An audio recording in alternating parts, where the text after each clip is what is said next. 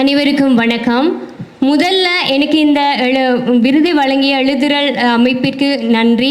அதோடு நான் இவ்வளோ தூரம் பயணிக்கிறதுக்கு உறுதியாக என்னோட இருந்த பெற்றோர்களுக்கும் முக்கியமாக நான் இங்கே சொல்லணும். நான் இங்கே தனியாக கஷ்டப்பட்ட நேரத்தில் எனக்கு உறுதுணையாக ஒரு ஊக்கமருந்தாக இருந்த என்னுடைய பேராசிரியர் கல்பனா அம்மாவிற்கு இந்த நேரத்தில் நன்றி சொல்ல கடமைப்பட்டிருக்கிறேன். என்னுடைய கல்லூரியில் என்னை ஊக்குவிக்கக்கூடிய பேராசிரியர்கள், அதனை தாண்டி என்னை ஊக்குவிக்கக்கூடிய பேராளுமைகளுக்கு இந்த நேரத்தில் நான் நன்றியை தெரிவித்துக் கொள்கிறேன். என்னுடைய குடும்ப சூழ்நிலை நான் ஒரு ஈழ போராளி குடும்பத்தை சேர்ந்த ஒரு பெண். எங்களுக்கு எங்களுடைய கருத்து சுதந்திரம் மறுக்கப்படும் போதுதான் எங்களுக்கு அங்கே சுதந்திரம் என்ற தாகம் உதிக்குது. எங்கே ஒருவனை நாங்கள் அடிமை என்று நாங்கள் நிரூபிக்கிறோமோ அங்கே அந்த தடைகளை உடைத்து நாங்கள் சுதந்திர தாகத்தை வெளிக்கொன்ற அளவுக்கு தான் அங்கே எங்களுக்கு உணர்வுகள் புகுத்தப்படுது.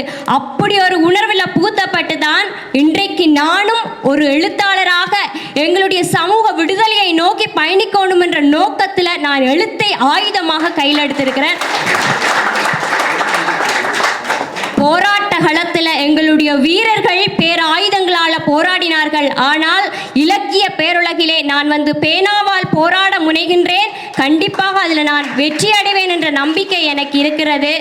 இந்த வாய்ப்பிற்கு நன்றி. அதே நேரத்தில் இன்னொரு விடயத்தை நான் இங்கே பதிவு செய்து கொள்ள விரும்புகிறேன். என்னென்று சொன்னால், இன்றைக்கு மாணவர்கள் தகுதியான விருதுக்கு தெரிவு செய்யப்படுகிறார்களா என்றால் இல்லை. அவர்கள் பல்வேறு பாகுபாடுகளினால் மிதிக்கப்படுகிறார்கள். அவர்கள் அங்கிருந்து அவர்களுக்கான திறமைக்குரிய அங்கீகாரம் இங்கே கிடைக்கவில்லை. ஆனால் இவற்றையெல்லாம் முறியடித்து இன்றைக்கு எழுதுறல் மாணவர் விருதுகள் கொடுக்கிறார்கள் என்றால் அத்துணை, அதாவது விருதுகள் விலைக்கு விற்கப்படுகின்ற இந்த நேரத்திலே எழுதுறல் மாணவர் விருது என்பது அத்துணை களங்களுக்கு முன்னுதாரணமாக இருந்து செயல்பட்டு கொண்டிருக்கிறது.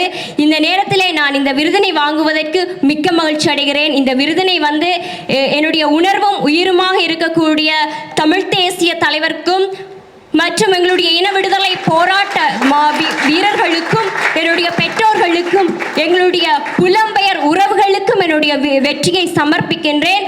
இன்றைக்கு நாங்கள் அடிமைகள் என்று உணர்த்தப்பட்டோமோ, இன்றைக்கு அதை உடைத்து தமிழ் உலகம் முழுவதும் பறந்திருக்கிறோம். எங்களுடைய தமிழ் பணி தொடரும். எங்களுடைய சமூக விடுதலை எங்களுடைய கையில் தான் இருக்கிறது.